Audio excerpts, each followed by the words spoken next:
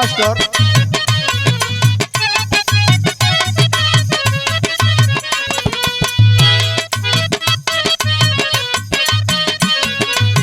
जो जो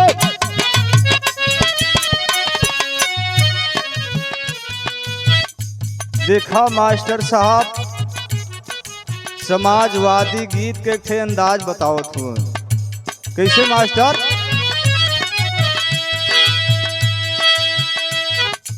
अरे फरीद पता का यूपी में, और फरीद पता का यूपी में, सपक गगनवा हरी पता का यूपी में।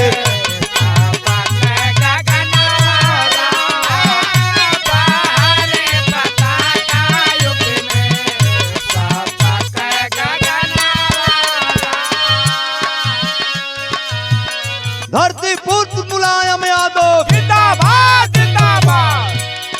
कोई नहीं है टक्कर में, क्यों परे हो चक्कर में। और हरी पता का ये भैया लोग, हरी पता का यूपी में, सपक गगनवारा हरी पता का यूपी में।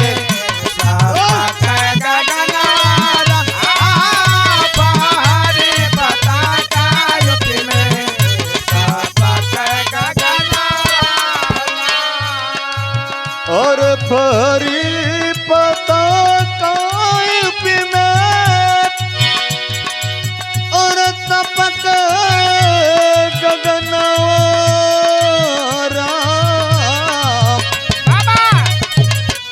सियामा खिले सरे बनिहा, सियामा खिले बनिहा, जनता का ये लनवारा सियामा खिले सरे बनिहा।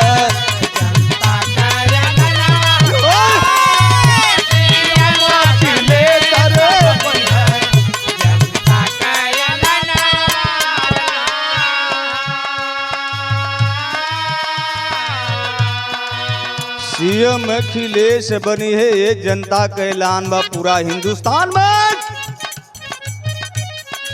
ये भाजपा सरकार में जितना परेशानी मिलल कुल देखते बाटा जा, चोरी घुसखोरी इतना बढ़ गई। अब भाजपा वाला कहिया कि कहाँ चोरी होते, अब खुलेआम चोरी हो रहा बा, बलात्कार हो रहा बा।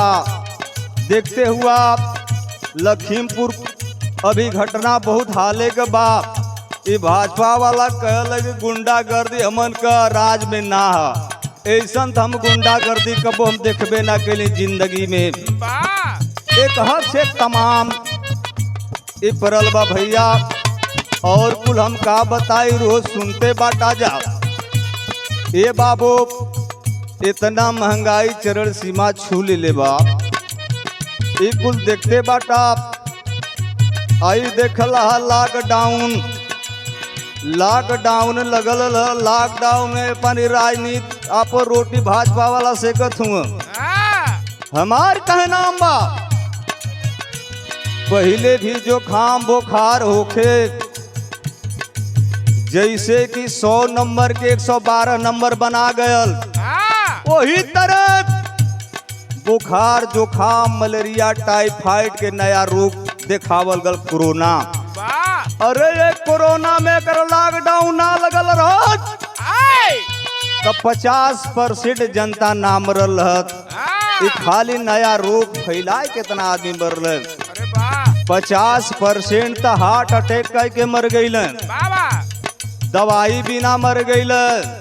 केहू को झूठो जो खाम हो जाता लगे सांस करे जहाँ हमके कोरोना हो गयल, और जे प्राइवेट हॉस्पिटल में गयल वो बचल, जे सरकारी में गयल वो गयल। ए बाबू अरे उत्तम परदेश रे बनी है, उत्तम परदेश बनी है उत्तम ई विधनवा ए जोगी उत्तर पर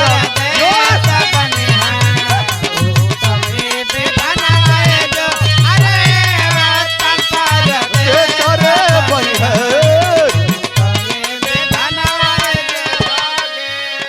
माननी मुलायम जी का माननी मुलायम जी का ये बात पनवारा माननी मुलायम जी का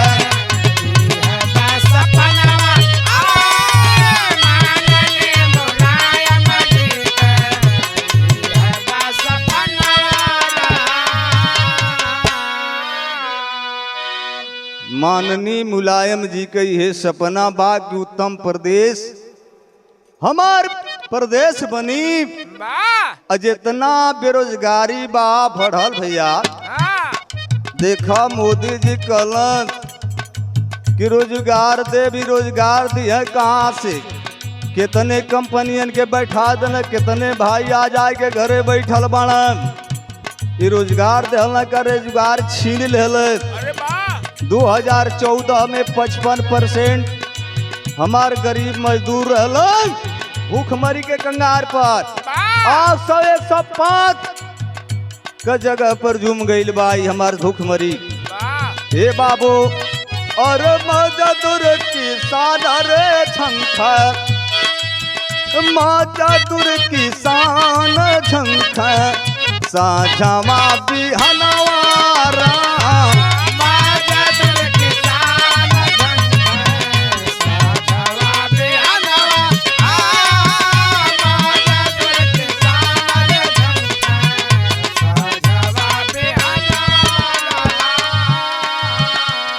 ये बाबू मजदूर किसान आज अपने खेत का लाट पर बैठ के झंखत बाना इतना सड़वा पड़वा छूट गईल कि किसानन के एकदम नाश करके छोड़ले बाना।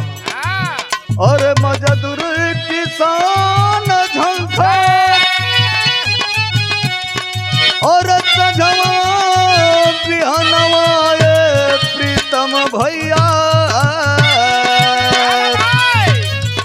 फूल मुरझाइए बाबा फूल मुरझाइए बाबा सिया गुमनवारा फूल मुरझाई बाबा टूटे है गुमनवा हो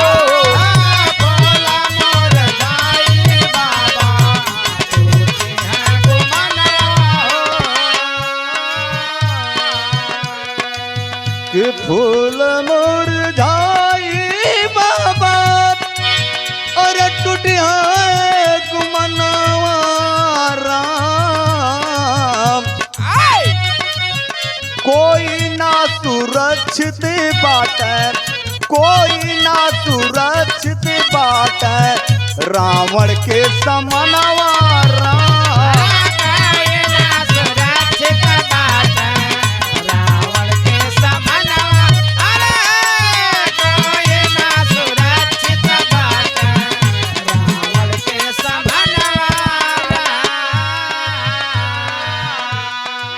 ए बाबू भाजपा सरकार में मोदी जी बोल काला धन आएगा अब 15-15 लाख रुपया खाता में जाइए बाबू।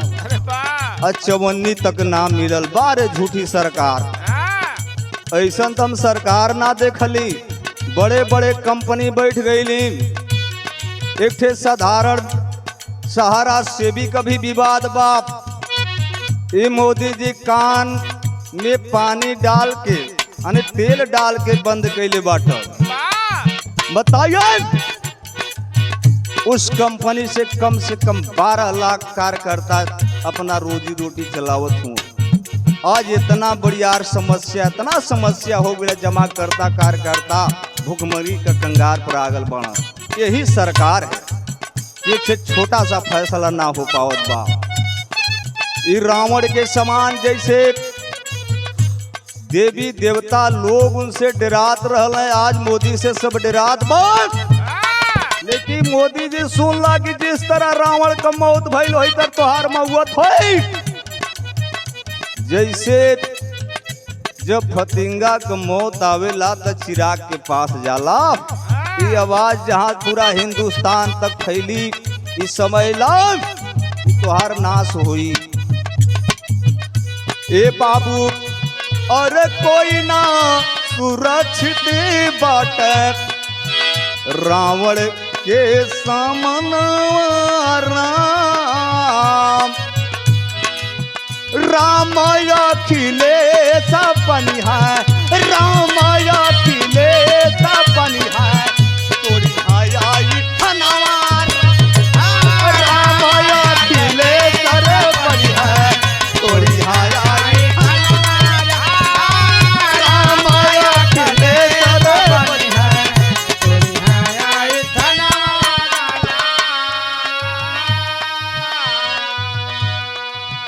कि राम अखिले सबनिया तोरी ठनवा पापा पापा। हिंदू मुस्लिम सिख ईसाई, हिंदू मुस्लिम सिख ईसाई, एक माल लनवारा।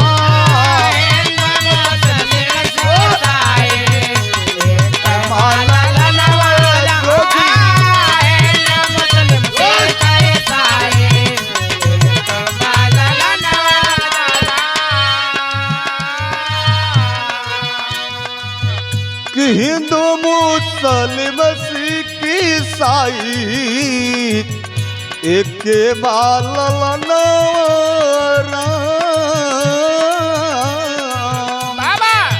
जाति धर्म के कारण, जाति धर्म के कारण लुटला कुल सनवा जोगी।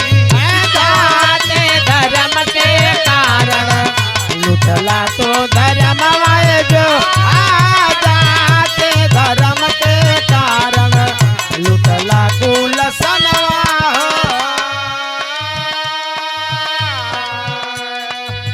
कि जाति धर्म के कारण लुटल कुल सनवा।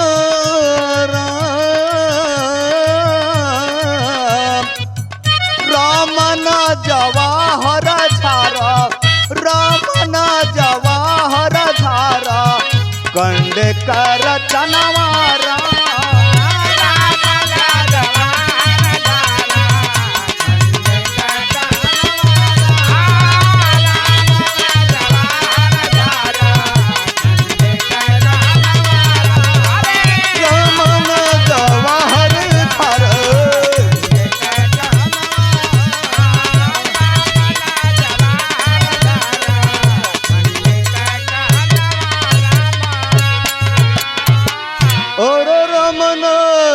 जवाहर धारा कंडे कर रचनवा।